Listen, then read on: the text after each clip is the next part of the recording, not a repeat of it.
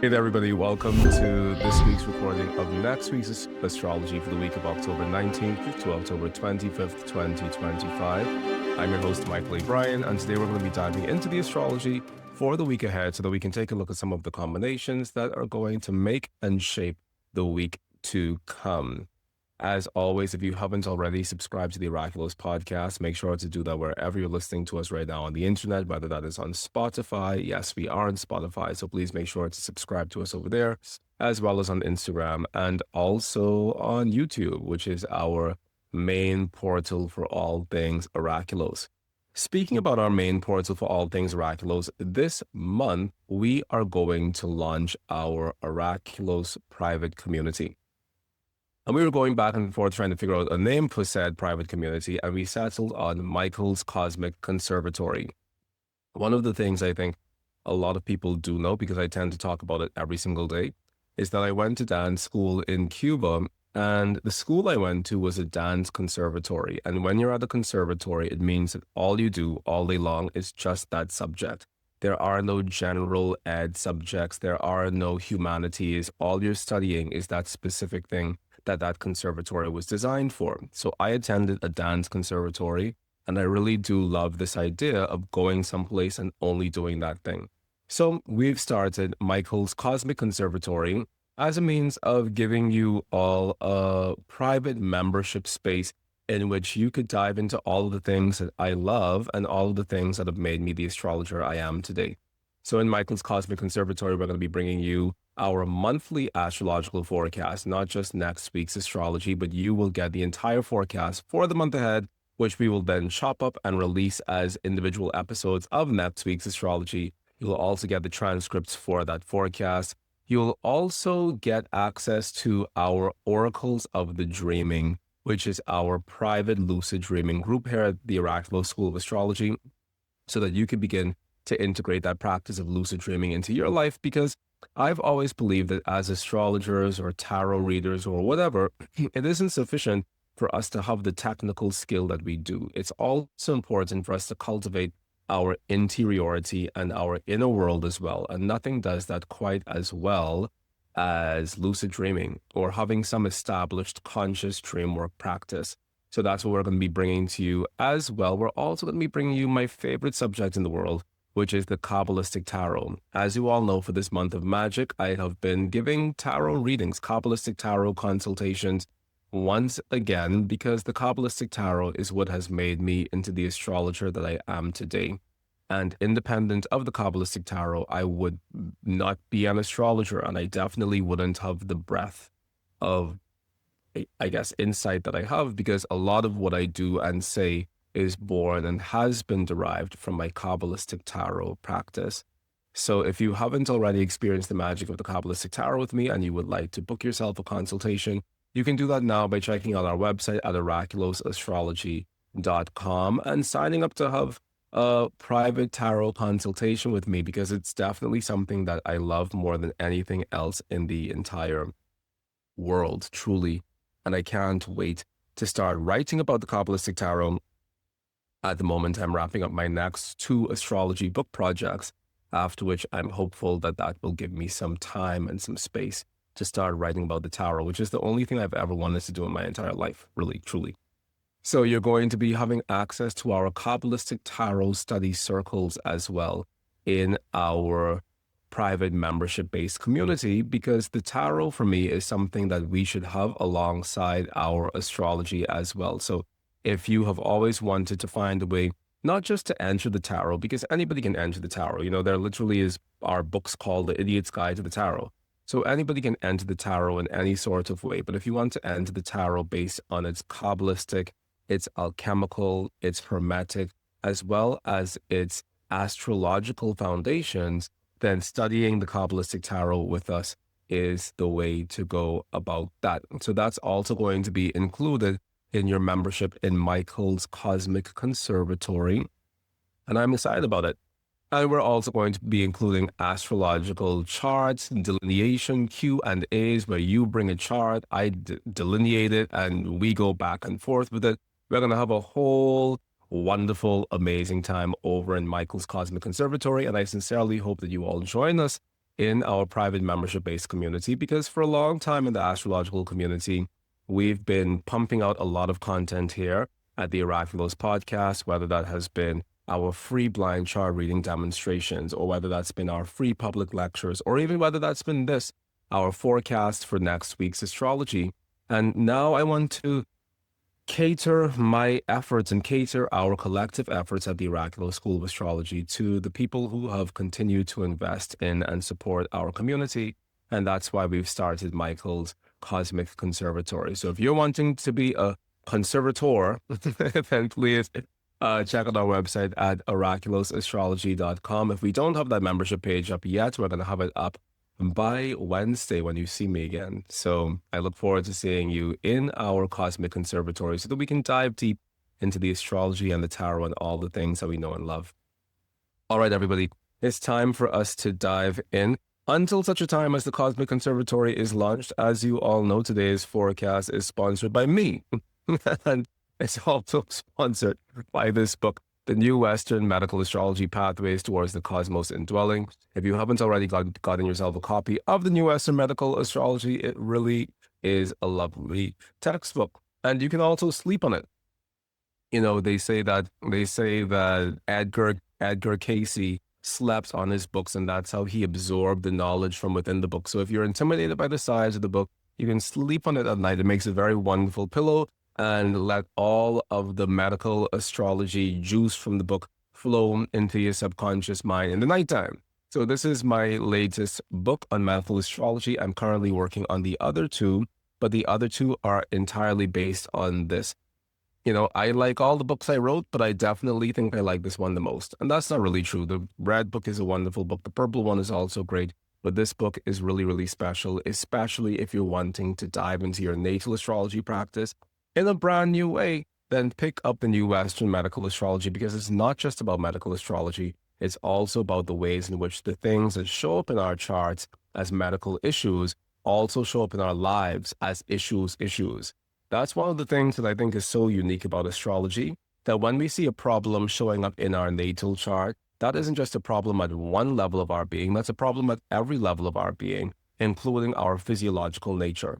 So this book shows how all of those combinations manifest both physiologically as well as sociologically in the world at large. So if that's something that you're interested in, then by all means, pick up yourself a copy of The New Western Medical Astrology, and we're definitely going to put the link in the comments section for you to do so.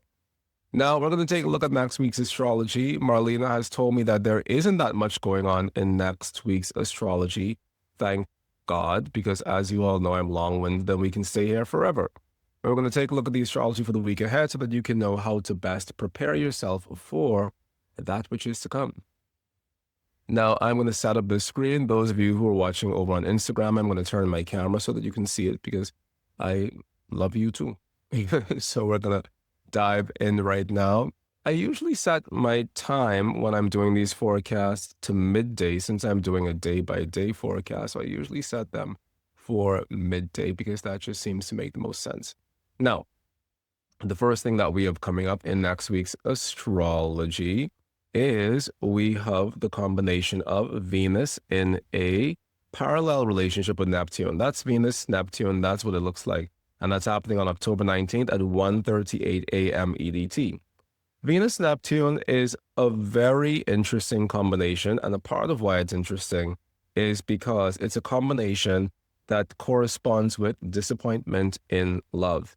We get the word disappointment from the Venus, we get the word, oh, I'm saying that wrong. We get the word disappointment from the Neptune, and we get the word love from the Venus. Oh, there I am. We get the word disappointment from the Neptune and the word love from the Venus. And the reason why we say disappointment in love is because Neptune has to do with the dissolving or the disintegration of anything that it's in contact with. And what it happens to be in contact with on the 19th of October is love and the thought and the idea of love. Oftentimes when we have Venus, Neptune within our birth charts, it can feel to us as if we go into our relationships with a very idealized version or vision of who that other person is, because we can only see them through the fog of our own infatuation. And there's something spiritual about Neptune where it isn't just infatuation that we're seeing, but it's a deep, sincere soul yearning to see the best in that other person. That's what Neptune brings up. It brings up this deep, sincere soul urge to see what is most bright and what is most spiritual about the person in the front of us. It's also something that we find when we're very Neptunian people. We desire to see the spiritual part of a person to the point where we ignore everything else. And even in life in general, when we're Neptunian people, we see the most spiritual thing about what's happening around us, but we don't actually see what is happening in the 3D universe. And what might be happening in the 3D universe is a load of BS, essentially. But when we're under the auspices of Neptune, we don't really see that, and we don't really see it soon enough. So with Neptune, there's this idea of being in a mirage. And when it comes to Venus, we're in a mirage based on love. And because that mirage is based on love, the more and more we move towards that thing that we're seeing, the further and further it gets. And in the absence or in replacement of that thing that we desire, we start to finally see the truth of that person, but not before we've fallen in love with the fantasy that we have about that person. This is how the Venus-Neptune works. Venus-Neptune is quite similar to also having Neptune conjunct the 7th house cusp, and this is something that I've said before, that Venus-Neptune is quite similar to having Neptune conjunct our 7th house cusp. And a part of that is because any planet that we have in hard aspects to our Venus is similar to that planet being conjunct our 7th house cusp. Now, this has nothing to do with the fact that Libra is the sign that naturally is associated with the 7th house, which is a piece of modern astrology fantasy writing that has no basis in how we think about traditional astrology at all. You know, somebody asked me the other day on YouTube, and I had meant to respond to it, and I'm going to respond to it now just because whether or not I thought that the moon, oh, it's slipping me, but it had something to do with the moon in the 3rd house or the moon, and it had to do with the moon in Gemini, for example. And I was having this conversation, or I was saying something in last week's forecast about the moon in Gemini.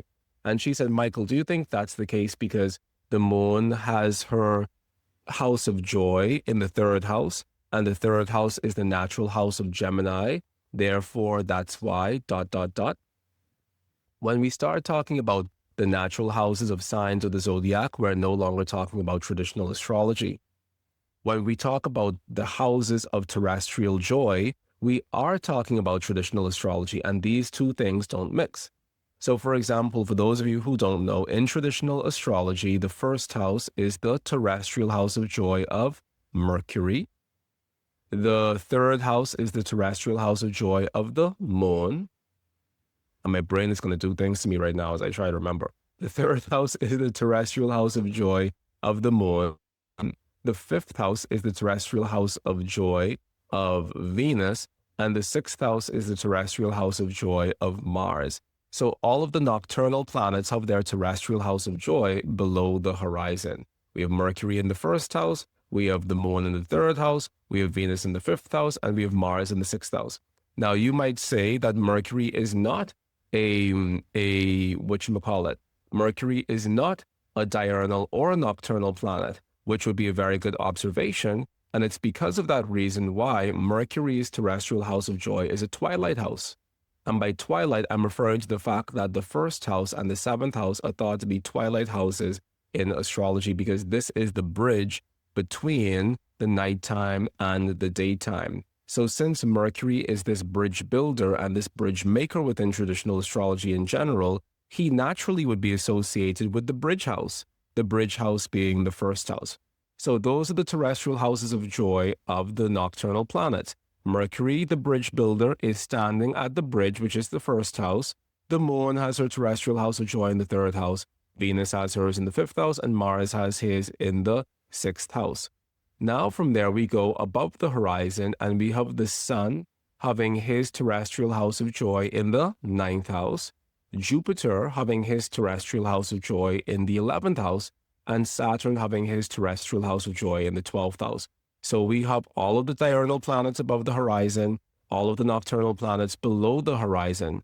And so this lady was asking me whether or not my impression about the moon and Gemini or something to that effect had to do with the fact that the moon had her terrestrial house of joy in the third house, and the third house was also the natural house of Mercury, because the third house is the house that is naturally associated with Gemini.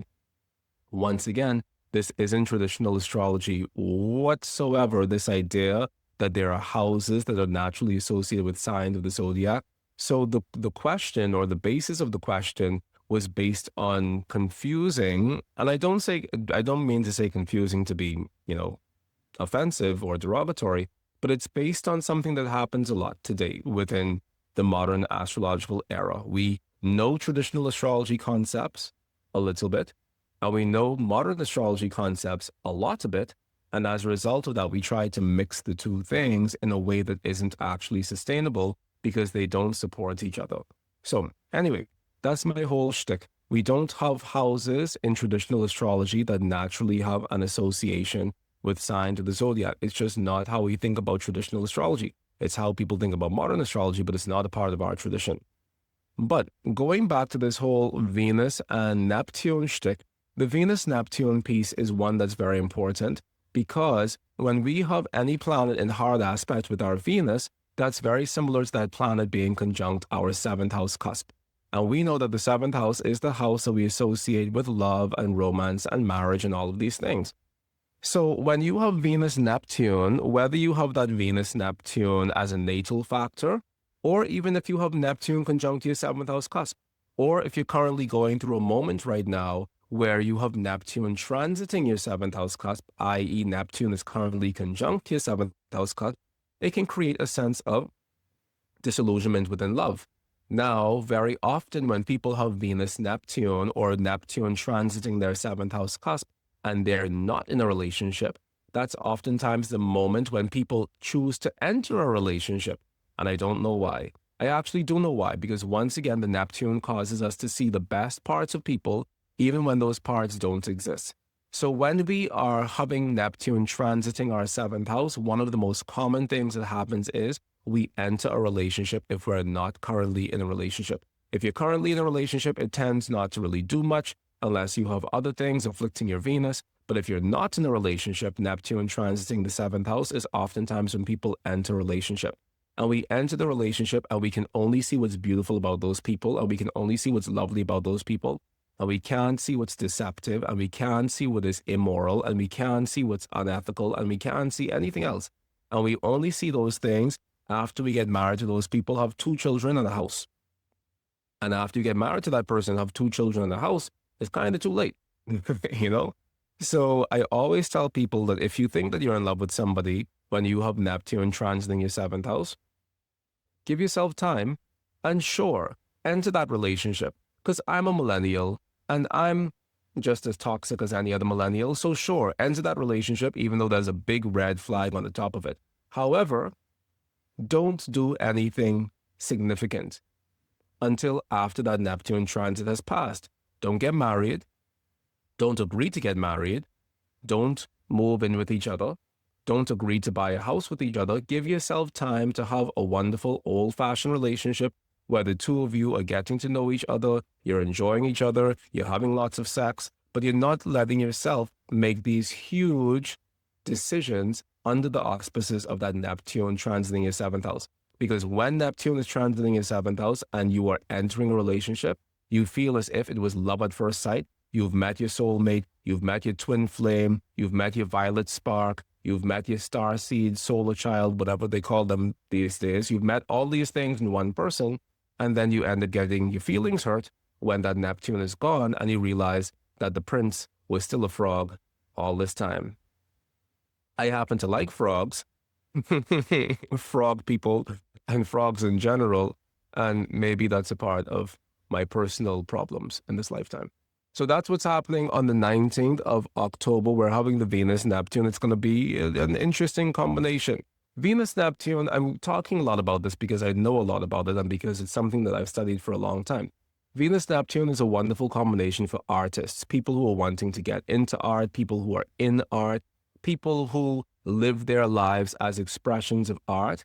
And one of the reasons for that, why Venus-Neptune is such a potent artist combination, is because Venus-Neptune has to do with disappointment in love.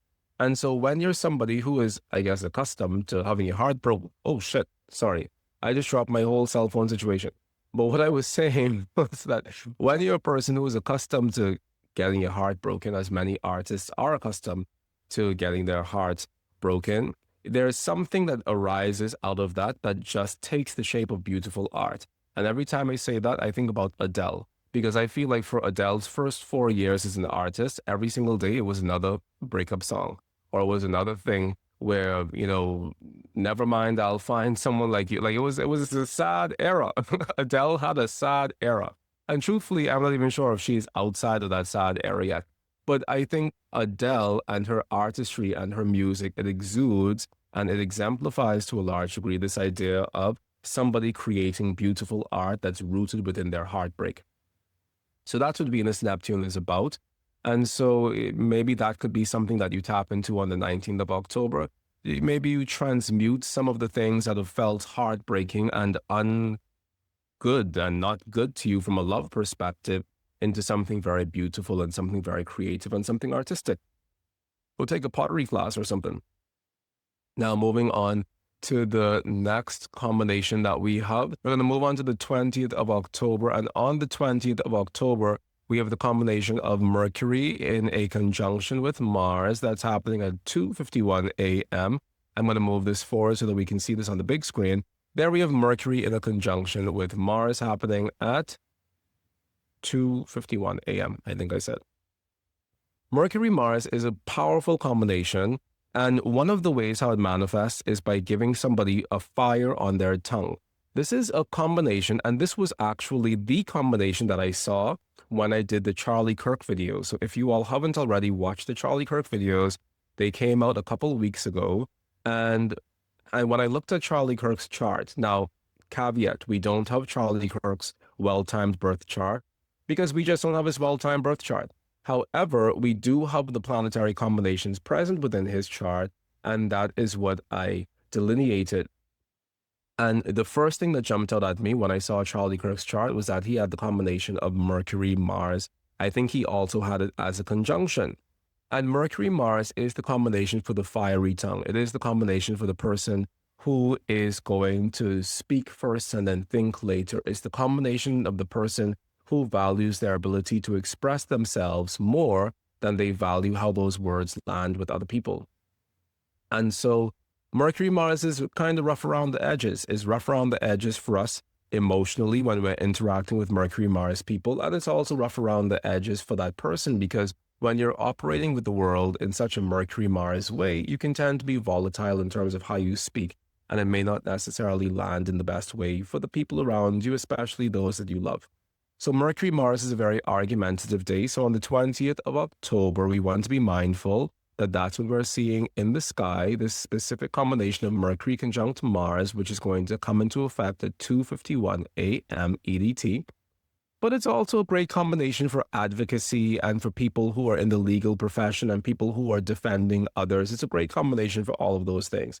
So if you are somebody who is working in that industry, this could be a wonderful day for you to go out and fight a case, because on this day, we have the ability to win battles, which is the Mars part, with words. We have the ability to win the argument, basically.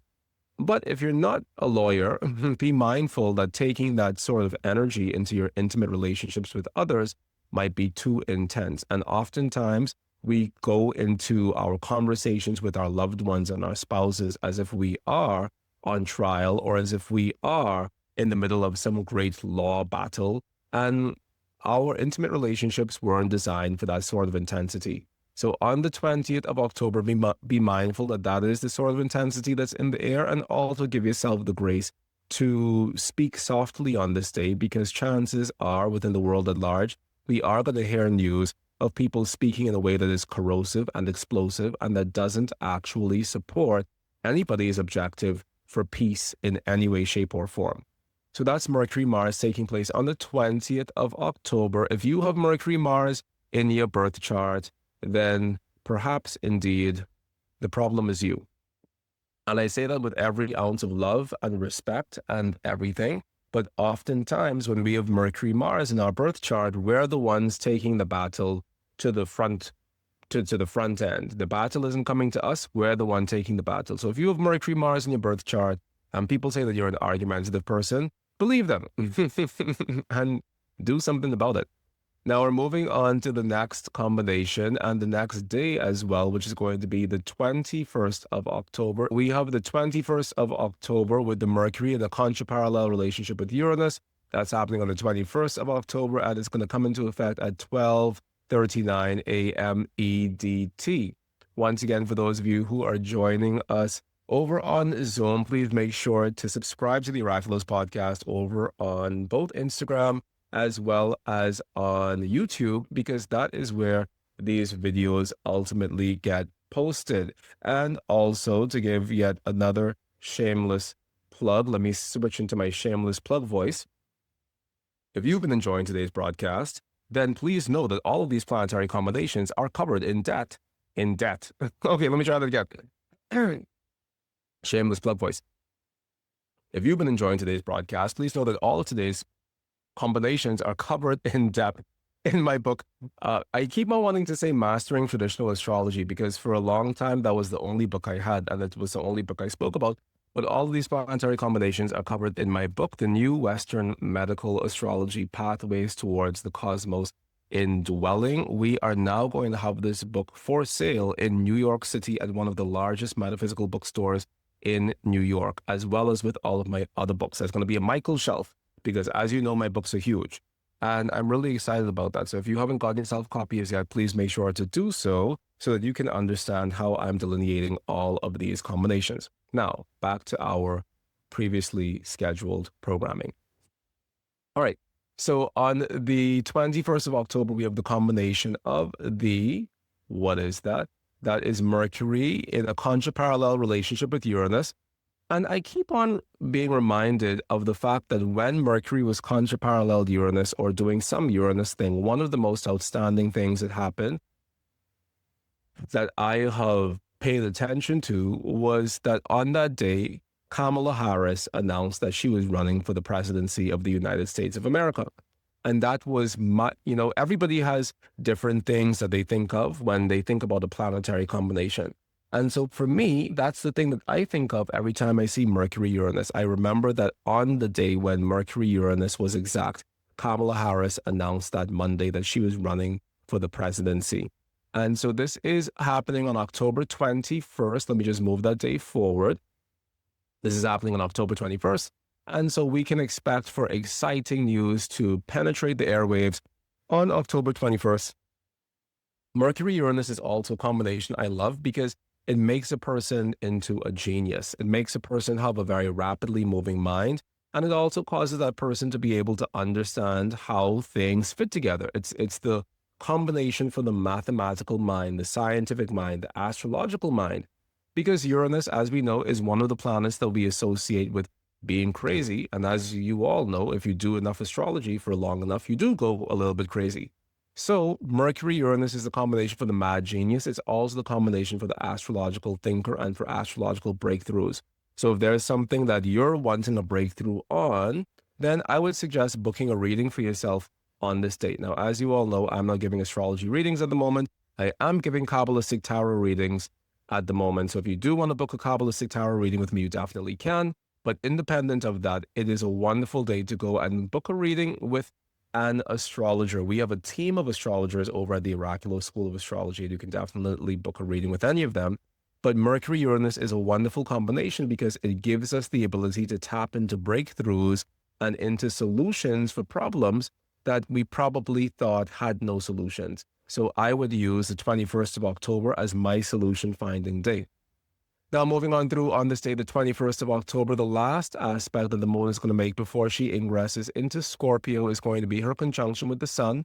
That's happening at 8:24 a.m. And then she's going to ingress into Scorpio at 11:41 a.m. Harry of the moon, conjunct the sun. And the reason why she's already ingressed into Scorpio is because I have this set to 12 p.m. So we're just seeing the closest approximation. But the point is the moon is going to be void, of course, we know that when the moon is void, of course, when is that going to be? That's going to be between 8:24 and 11:41. We know that the void, of course, moon is a moon that doesn't have the sort of energetic oomph to support us in anything that we're trying to do. So if there is something that you're desiring to do or something that you're desiring to initiate, from an electional astrology perspective, you're probably not going to want to initiate that when the moon is void, of course, because the void, of course, moon just isn't a moon that has the ability to support us in the best of ways. So I would say to wait until after 11:41 a.m. on the 21st of October before you submit that paper, sign that contract, or do anything that you want to have some level of longevity attached to it. Now, as you all may have heard me say before, when the moon is in a water sign, we are told by Renaissance astrologers that it's a wonderful time to cut our hair if we want our hair to grow back faster, longer, thicker, healthier. So the moon is in Scorpio, and we know that when the moon is in Scorpio, it's not necessarily her favorite place in the world. However, when the moon is in Scorpio, she's in the water sign. And when the moon is waxing in the water sign, as she most definitely is while in Scorpio, it's a wonderful time to go and get that haircut because it has the ability to support firm, new, luscious, beautiful, watery hair growth. So if that's something that you're looking to do, you should use this day as a day for a makeover. And I think that I might even go do that as well. Now, moving on through to the next day, which is October 22nd. Wow. On October 22nd, we have Neptune ingressing into Pisces, into biscuits. On the 22nd of October, we have Neptune ingressing into Pisces, and that's happening at 5:46 a.m. EDT. And we know that Neptune is retrograde, so Neptune ingressing into Pisces looks like that. That is our Neptune in Pisces. I'm not a fan because I'm particularly not a fan of Saturn and Neptune in conjunction. Saturn and Neptune in conjunction is one of our combinations in modern medical astrology, or I dare say neoclassical medical astrology, that has to do with what? With chronic illnesses, diseases of long duration. The Saturn-Neptune conjunction really isn't a good conjunction whatsoever, truly, between me, you, and the four walls. And the reason for that is because Saturn represents everything that we want to make real and everything that we want to consolidate within our lives, whereas Neptune, once again, represents a disintegration of everything that we want to make real or everything that we want to consolidate. So these two planets are most antithetical to each other. There may be no other greater antithetical planetary combination than the combination of Saturn-Neptune. Perhaps Sun-Neptune is similarly one of the most antithetical planetary combinations because the Sun, like Saturn, has to do with the establishment of a solid physical reality. This is something that, I don't know, this is something that I don't really talk about much because I just haven't had the time to do much metaphysical talks at Oraculos about the relationship between the Sun and Saturn and how the Sun and Saturn are basically the exact same planet and they represent the exact same thing. And they're not even two sides of the same coin. They're one side of the same coin because they're basically the same. And there's a whole reason behind that. And if we look in the Kabbalistic Tarot, you will note that the World card is the card that is associated with Saturn, but you will also note that the Sun card is the card that's associated with the Sun. And in both those cards, something very similar is happening. Similarly, in the World card, we see the glyph of the Sun. I'm going to show you this. I'm going to pull this up on the screen because just talking about it isn't really the best course of action. So I'm going to pull this up on the screen, even though this is completely not within the scope of what I had intended to do, because I like to give you a comprehensive situation. So let's just pause this for a second and let's pull up the Sun card in not necessarily all the tarot, but particularly in Arthur Edward Waite's tarot, we see this. It's not the Sun card I wanted, it's the World card. The World card. Tarot. Now we know that the glyph of the, here we go. We know that the glyph of the sun is basically the dot at the center of the circle. This card again, once again, this card is the World card, and in the Kabbalistic Tarot, the World card is associated with Saturn, which is lovely and wonderful, and there's a reason for that as well. But notice how within this World card, we basically have the glyph of the sun being made. We have the dot in the center. We could give her a belly button. We have the dot in the center of the circle. And that dot in the center of the circle is meant to represent the individual self that is arising out of a sea of chaos, essentially, and how the establishment of the individual self, it tames something within that chaos, and it causes that chaos to become malleable and moldable and tameable, and ultimately a little bit controllable, to the point where out of that chaos, we can build an actual world. So this is the sort of way in which the World card and the Sun card have these parallels, but this is also the way in which Saturn, who we know is also a tamer of chaos, shares this same principle with the sun as a planet. The purpose of the sun is to establish the order of the day, where everybody can see everybody as individual beings, individualized and in radiant expression.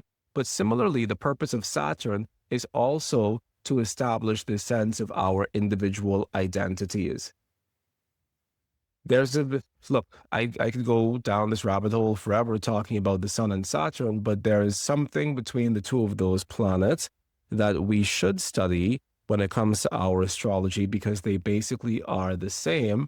And that brings me back to the point I was making earlier, which is that at this time, we have the Saturn and Neptune conjunction, or because the Neptune is retrograding back into the Pisces. So you have the Saturn and the Neptune conjunction, and that is very similar in general to the conjunction of the Sun and Neptune.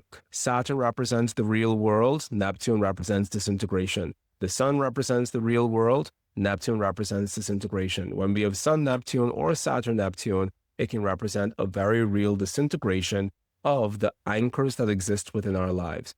And here we see this combination of Saturn Neptune.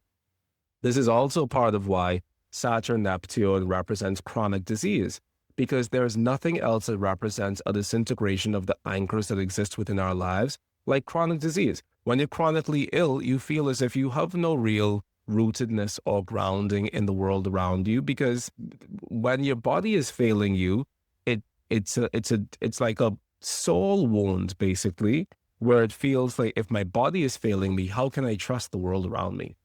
So that's why this combination of Saturn and Neptune together is such an existential crisis combination, because it causes this deep distrust in the real world.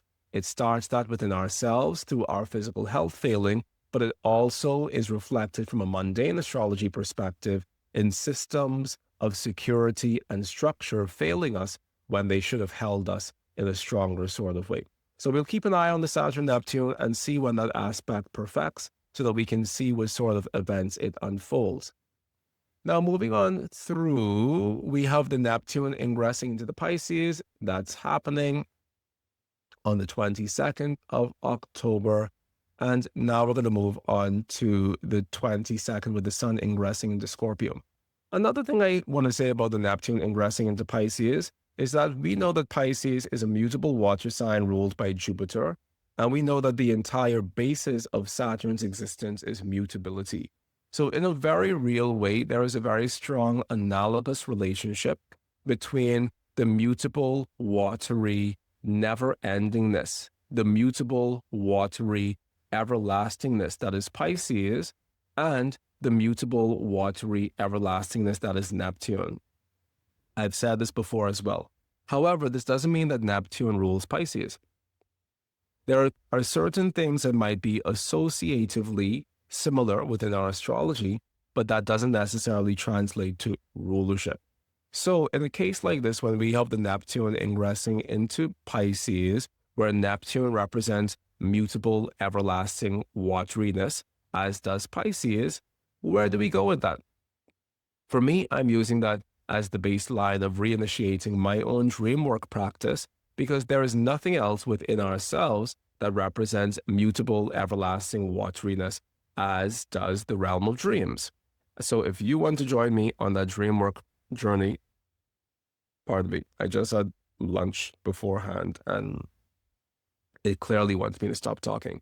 But if you want to join us on our dream work journey here at the Oraculos School of Astrology, then do join our Oraculos private membership-based group, which is called Mychal's Cosmic Conservatory, in which one of the topics we're going to be covering is dream work as well, astrological dream work. We did something last year that really, in my opinion, put us on the forefront of astrological dream work, and it was called the Oracles of the Dreaming, where I taught people my system of lucid dreaming, as well as my system of how to interpret their dreams using horary astrology.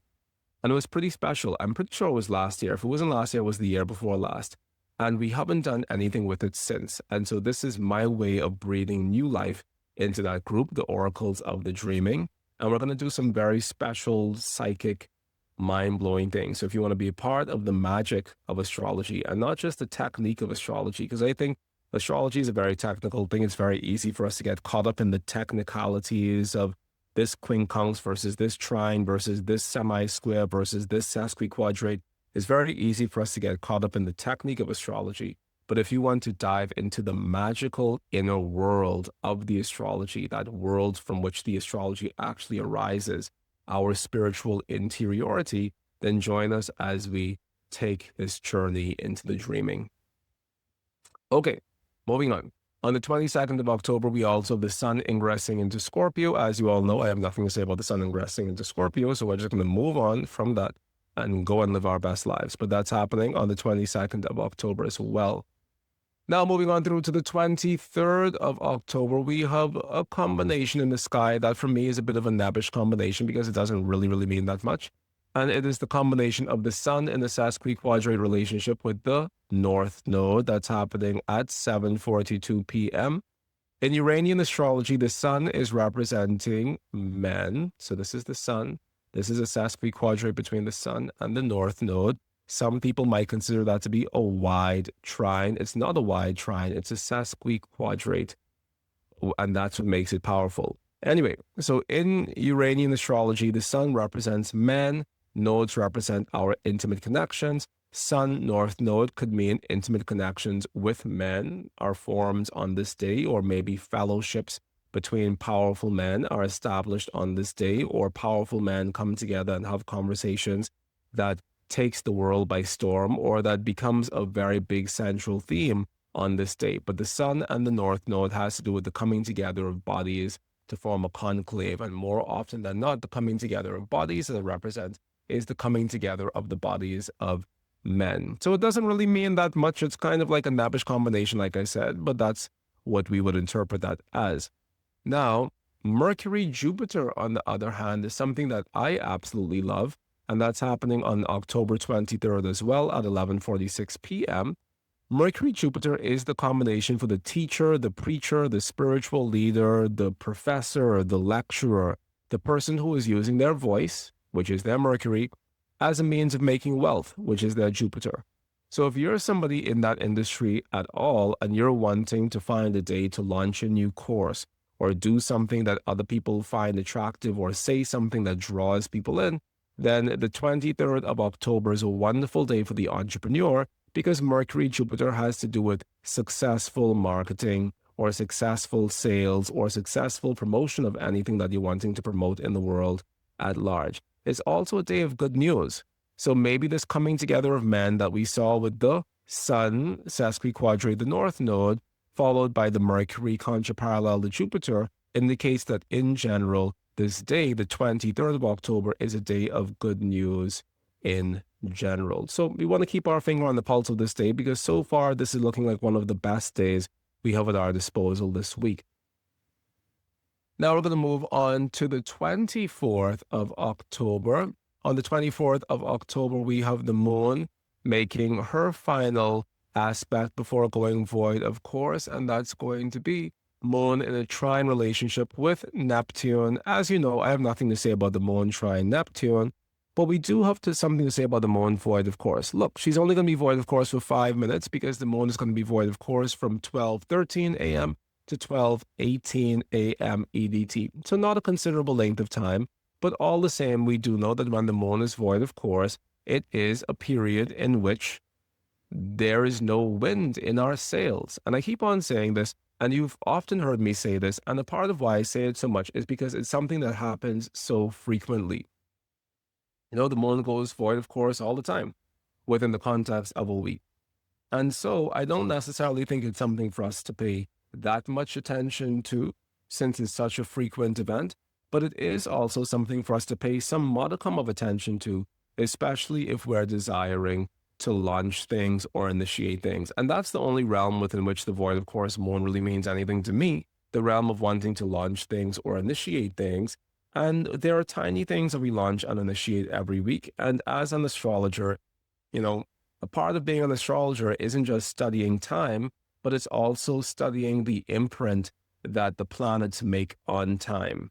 And one of the imprints that the void of course moon makes on time is a slowing down and the sluggishness of momentum.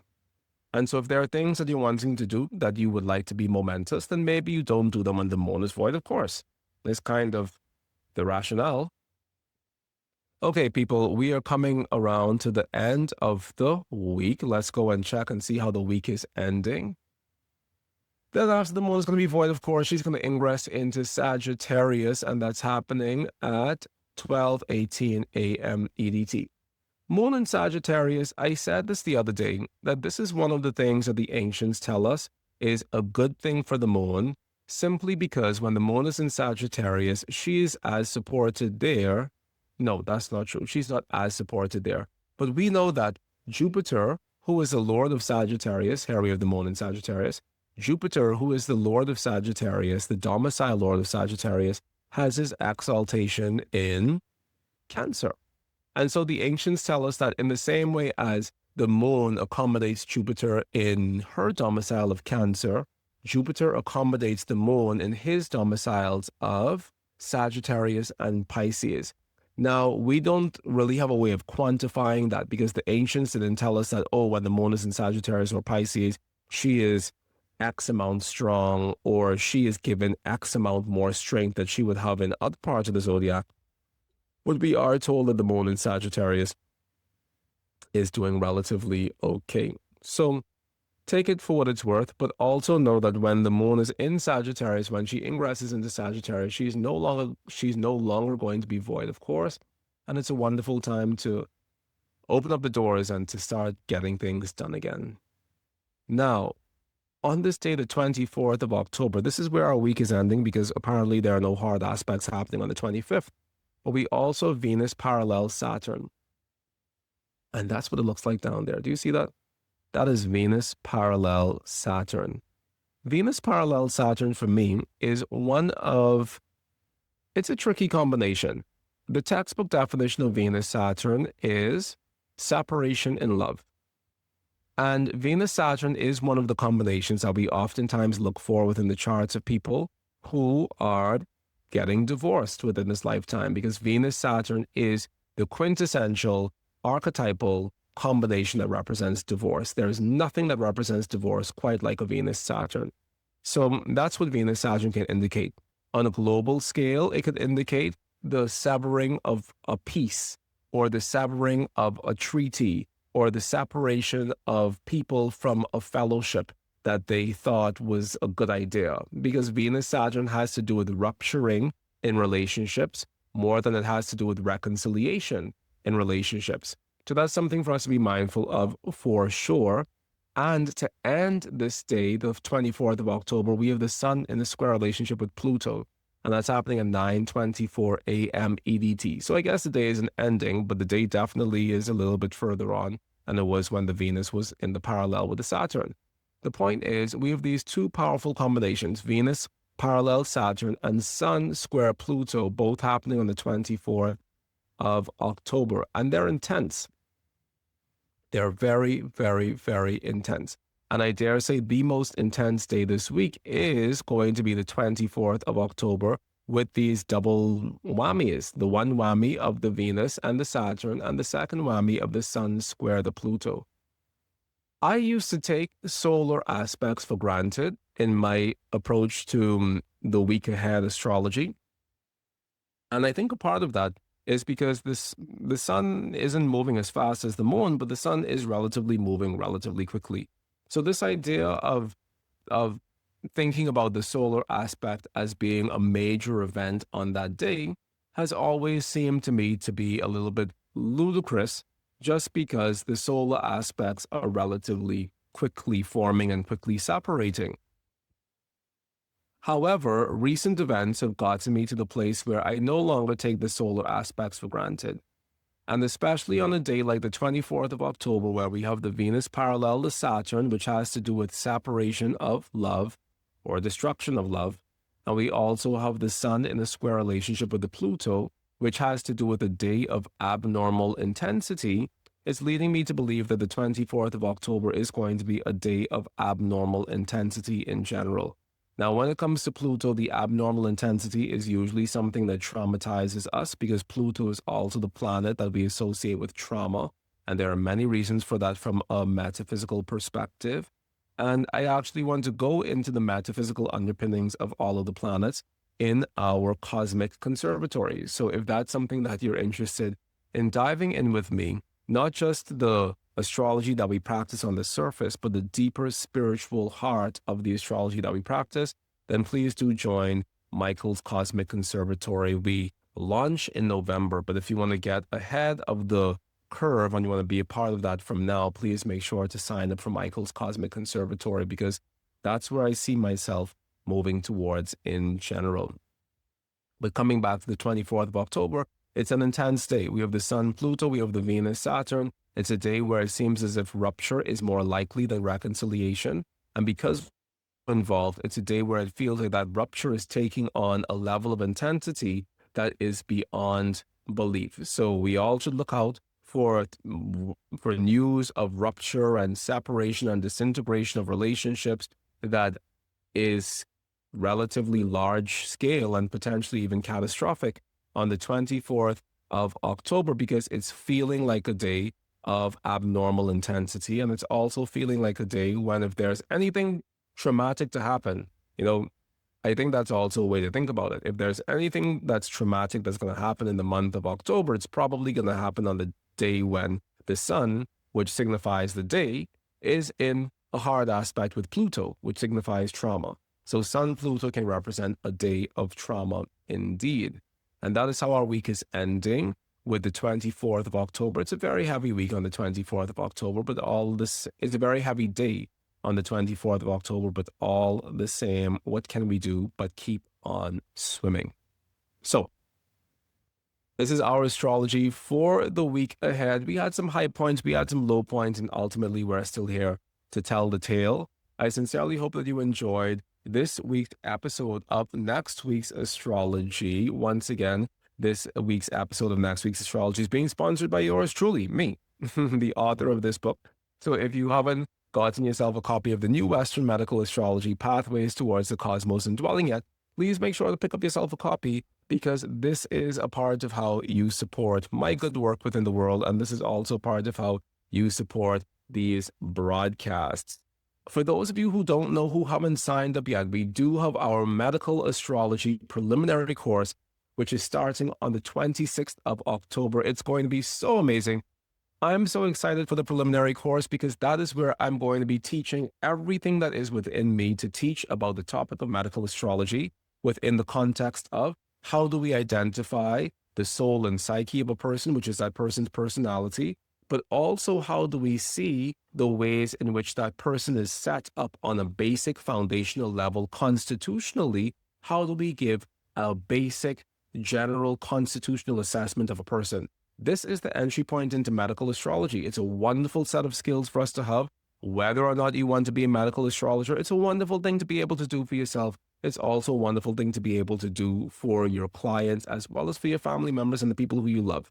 So that's coming up on the 26th of October. If you want to learn medical astrology and you want to see how your chart can be read, not just from the perspective of your love life and your career and your finances, but if you really want to look at your chart and see how to unlock the code of your own greatest vitality and well-being from an astrological perspective, which we know we all need more vitality and well-being in this current administration, in this current economy. We all need a little bit more vitality and well-being. Then please make sure to sign up for our medical astrology intensive, in which I'll be teaching you every single thing that is within me to teach about the topic.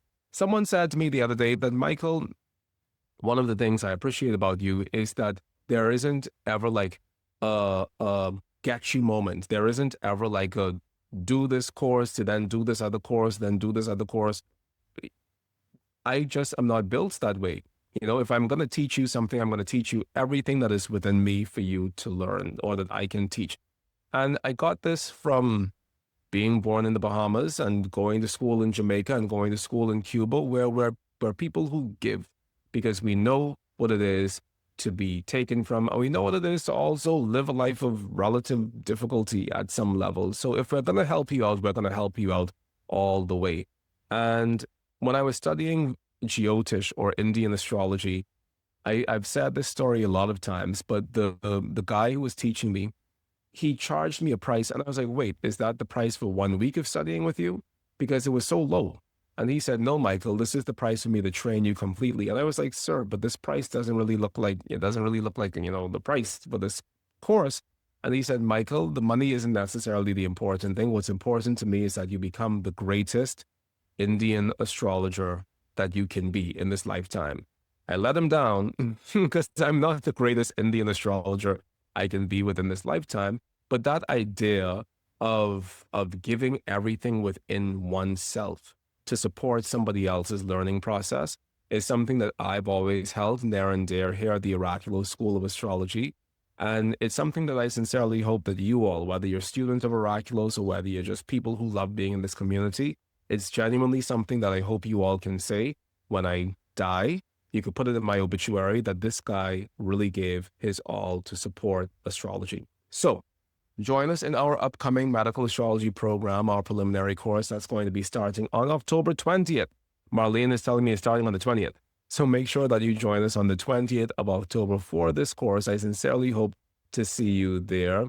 And what else? What was the other thing? And also make sure you sign up for Mychal's Cosmic Conservatory, where I will be sharing with you all of the goodies that I haven't been able to teach in almost 8 to 10 years of running Oraculos in this way.